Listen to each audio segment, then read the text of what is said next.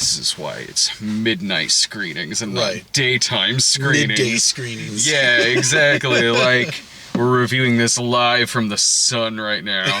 I was telling you beforehand, I was like, ironically, it's so much harder to light this show during the day. But I see why, though. I definitely understand. So we're kind of scooted in here, all like romantic, like. Oh, Brad! I think Thank you for this movie date night.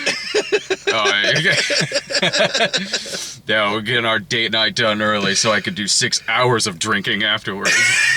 Why don't you ever want to be sober with me anymore? Because I had to see Countdown, that's why. Oh, yeah, I don't blame you for that one. You're right, like, hey man, what are you doing Friday morning? Nothing. Let's go see a 90-minute PG-13 horror film about a killer phone app. Yeah, which reminds me, you know what? I'm just not going to talk during this interview. Yeah. I'm just going to, like, text and download apps, because apparently that's what we do nowadays. Well, during the movie, we did check our phones to see if we actually can download that app. We did. Yeah. But you found something. It didn't look very official. No. I was like, I download this, it's going to give my phone 2 hours to live. I remember we used to like I think we got, like, whenever we had to do this during the daylight over back in Springfield, I remember we kind of got it down to a science a little bit, sort of, by like parking just like right up against the building. But they must have figured that out because the parking spaces here don't allow that. Right. Damn it. Yeah. Damn you, Regal. Boycott. We're back to an AMC family now. So I'm just kidding. This place actually does have like the best rewards program I've seen. Yeah, like, it's crazy. The seats are awesome. Yeah. Yeah, and I thought AMC's rewards program is good, which it is. This one's even better. Definitely better. And 15% off popcorn and free soda. Right. Oh, I will go see Countdown again. So whoa. Let's not make promises we can't keep now. Maybe I'm a little drunk already. So Countdown, feels weird talking about this. I'm like, is it January already? 'Cause that's what this feels like. I thought, when I first saw the trailer for this movie, I just assumed it was coming out in January. Okay.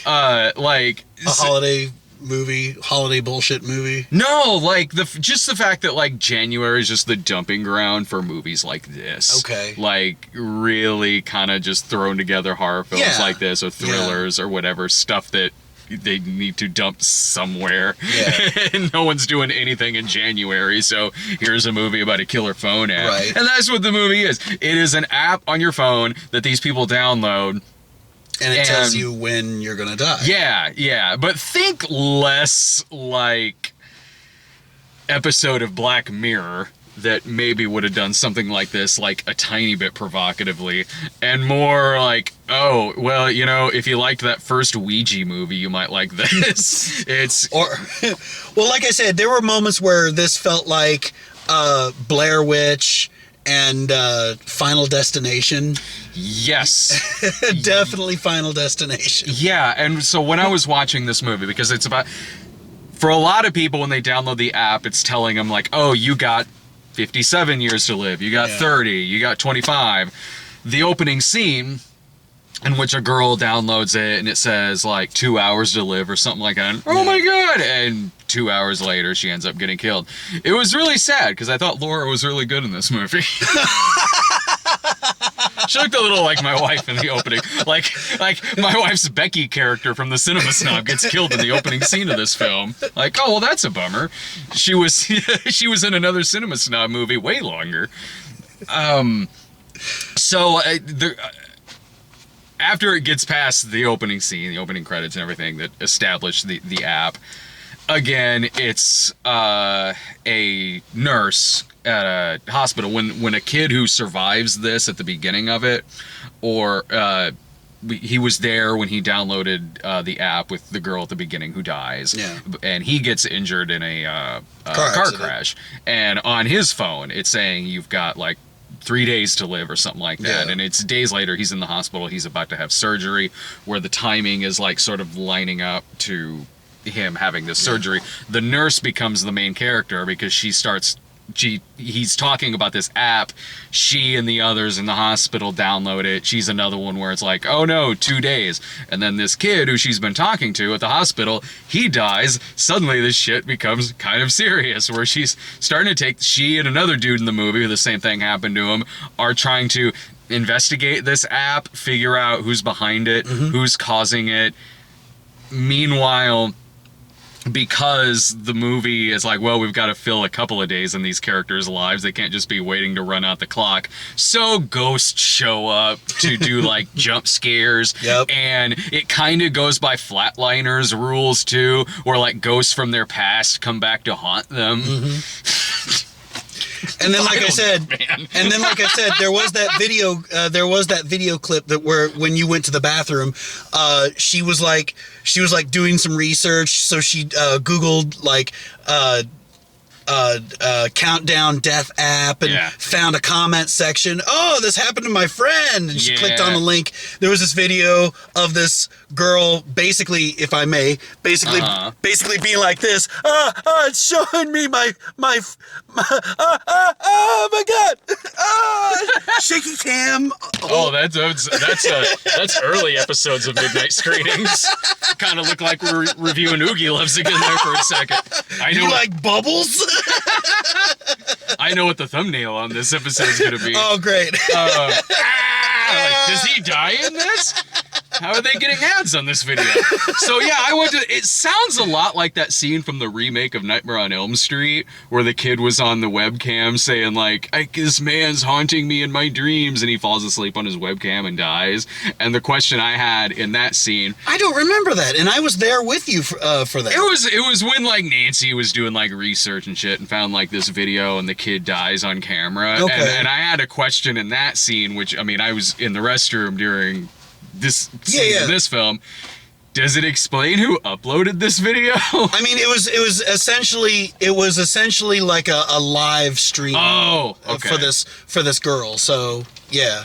Well, I feel like this would be like a really huge epidemic going on. Like if this, I know you're not supposed to go into this with any sense of logic, but the movie's not very good, so it's hard to not think about this, where it's like, I don't know, like, I mean, yeah, okay, it's a demon controlling this app, right, and puts this curse on all these people, but it's accurate, it's clearly accurate for everything, for everyone who is downloading this and all this crazy stuff that's happening to them. Yeah. People are going online and posting videos of it happening, in which they are dying online. Like you would, I don't know, you would think like this would be on the news or something. Yeah, like, right. But it's not, the movie's not.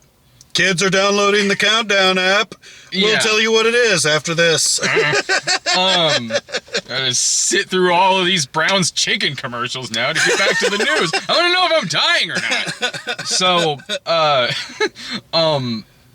the way that I could certainly see something like this working is if, like, okay, you look at the Final Destination movies where, similar kind of thing, really, where something is coming and is something unseen and is coming to kill these people at a certain point in time. Whereas the hook on those is definitely the very over-the-top and relatively creative death scenes. Right. You go into those movies to see in what cartoonish way these people are gonna die next. Yeah. I could see this working in that aspect. Problem is, the death scenes suck. This is a PG-13 horror film in which whenever someone dies, it's usually off camera, or they're kind of in the background, it's a little blurry, and they might just like fall to their death or something. Yeah. So, okay, the movie doesn't do jack with the death scenes or anything like that, but alright, like, I was like, maybe if like the Happy Death Day people did this film, which was a PG-13 slasher movie, But they managed to find a way to make it work by having the movie have a real sense of humor to it and likable I'll have to take your word for it because I didn't Happy see Death that. Day was pretty good. Was it? Was yeah, it? yeah. Wow. It's entertaining. Like it's more. It's certainly part comedy. I was gonna say whenever I saw the trailer for Happy Death Day, I'm like, really? So it's like a horror Groundhog Day. They mentioned Groundhog Day. Oh, do they? Movie, yeah. Okay, well, I that's didn't like the good. trailer for that movie either. And then when Irving and I went to go see it, we're like, that was actually relatively surprising. Like it's not that bad. Okay. If this kind of went that avenue and really amped up like the sense of humor about itself, Yeah. I could see that working better than what we're getting, because the couple times in this movie where it sort of does have humor, in which a couple of side characters show up that are more interesting than the leads in the movie. The main girl is, I forget her name. She's not bad, but she's the girl from that show, You. And when a couple side characters show up in this, like that smart-ass guy who works at the phone shop. Loved him. He's got some funny lines. He's in it briefly, but he's got some funny lines. Dude is just amazing. Okay, also, since we're on the topic of the phone guy, so they find out that this is like a demon that controls this app or something like that, and that, like, you know, oh hey, so the priest explains how this app is a modernized version of this gypsy's fortune / curse and whatnot. Yeah. So these guys, these characters think that they can, like, bribe this tech geek into hacking the app. Oh, and there you go.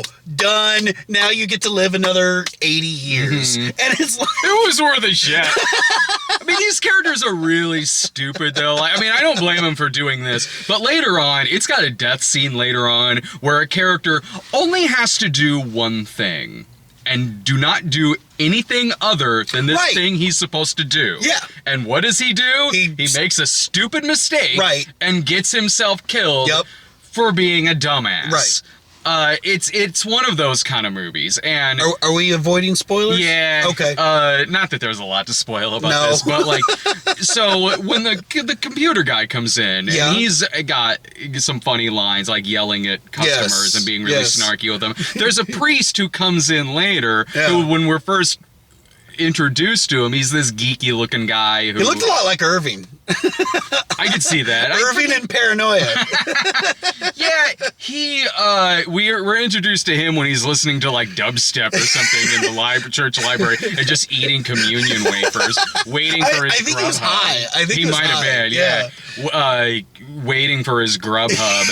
And like for him, like all this stuff going on is like really cool for him. He's like, oh man, there's this like curse on your phone. That's great. I'm a total geek for this stuff. Yeah. That's why I like entered the priesthood, and I'm like, okay, cool, good for you, man. I could have used more of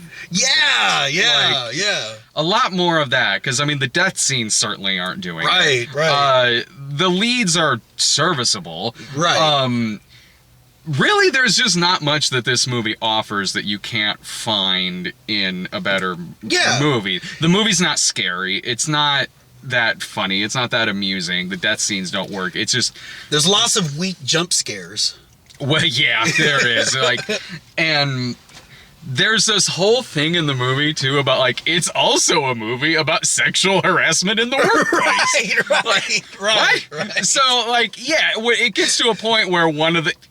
I feel like I've seen this in a Final Destination movie where it's like... Yeah, that's exactly what it was.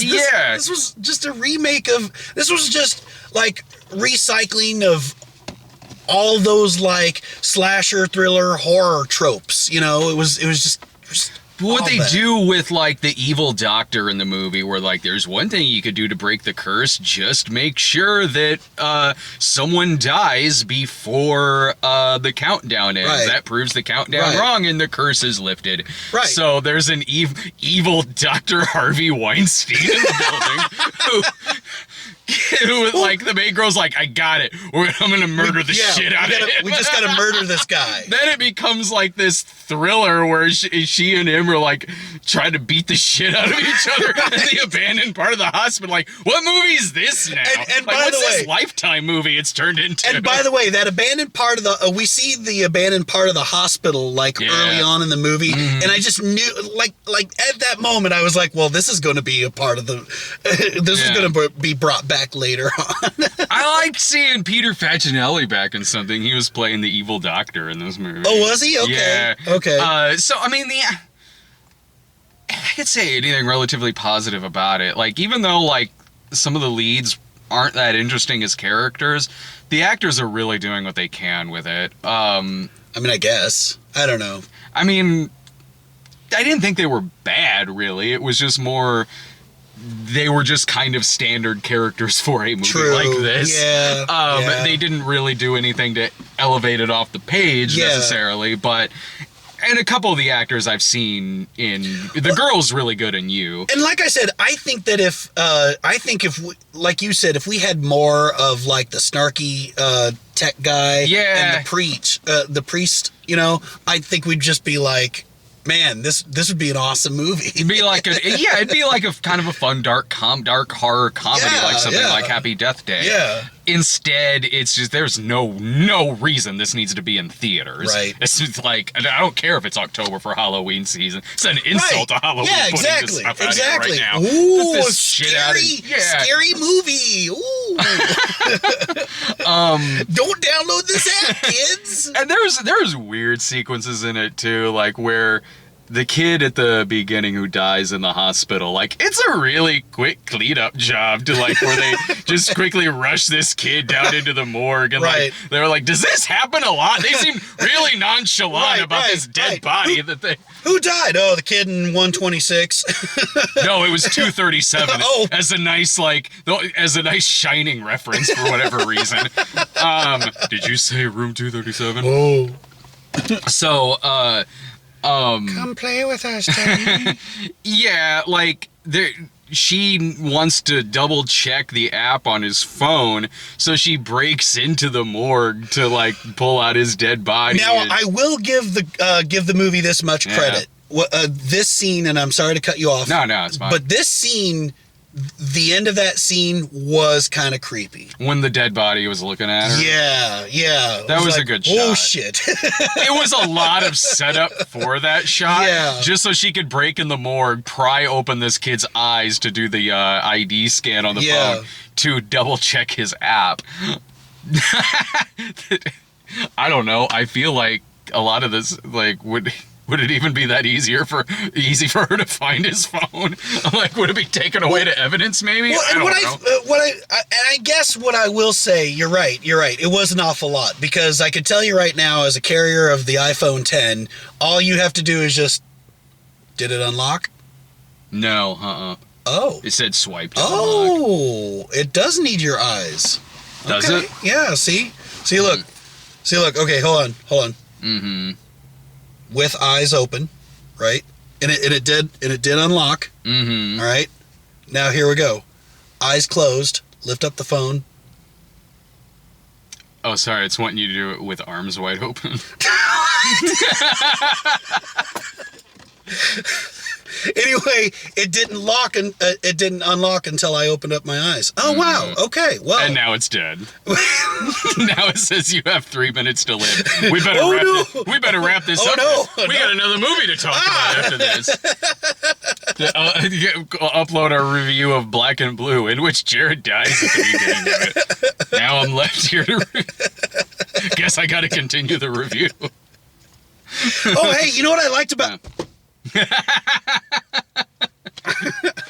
That would be really weird if you did die right there. Heart attack! All right. Do I upload this? Maybe to porn. Of course. Maybe to Pornhub. Pornhub? They don't take my reviews on LiveLeak anymore. I started killing too many reviewers. Put it on Pornhub? I got some videos on Pornhub now. No, it's like uncut episodes of The Snob. Oh, okay. Oh, not like me sitting there like, man, this movie's really good, and I literally start jerking off.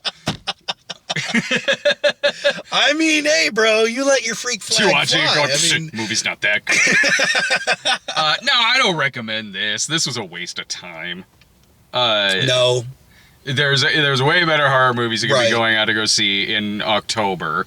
Even watching something like this at home just as a laugh, it doesn't even work for that. It's just lame. It's super lame. You know, honestly, Doctor Sleep actually looks pretty good. Dr. Sleep looks really good. Yeah. Yeah. So that'll be coming there's out an soon. idea. There's an idea. Go see that instead. That's coming out in a couple weeks. That I'm really looking forward to. But all right, so check out we'll be reviewing Black and Blue here in a sec. So you like this video, subscribe to our channel and subscribe to your channel too, which is thank you. look up Jerrid Foils on Google. You know what? Or, I'm sorry, on YouTube. I'm gonna need to just like create a URL so that you can like link that. Oh, I can still link the URL. Well, that's like good. it's maybe not a unique URL. Yeah. In that. I keep procrastinating. I'm sorry. I want to say you need at one point, I think you needed a set amount of subscribers in order to do a unique URL. Oh, for really? A YouTube channel, I think. I mean, you can name your channel, but like, Oh, okay. for the URL, I think that changes so much all the time. Yeah. I'm not sure. All right, so check out our review for Black and Blue. Also, last night's review where me and Doug reviewed The Reliant and the Terrence Malick movie, A Hidden Life. Check those out too. See ya.